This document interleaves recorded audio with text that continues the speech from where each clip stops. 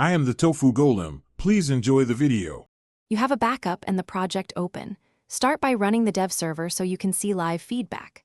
Once done, scan the console for red errors and note file paths. That tells you where editing matters.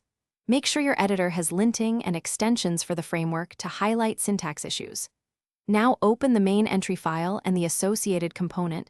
You will change logic directly and observe the app update in seconds, so act on the first visible error.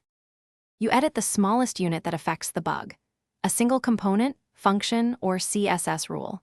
Then run the related tests or the single page flow to confirm behavior.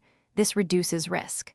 While testing, use breakpoints and console logs to inspect state, props, and network responses so you know why the issue appears. Once the immediate change passes, expand tests to adjacent areas and refactor only if necessary. Because incremental fixes preserve, you run a full build and smoke test to ensure your edits work in a production-like environment. This catches bundling and asset issues.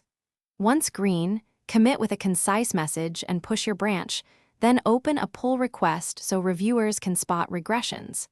If something breaks after deployment, revert to your backup or previous commit, reproduce the failure locally, and use git bisect to find the offending change. This single troubleshooting step saves time and isolates the root cause quickly. Thanks for watching. Consider subscribing if we helped you today.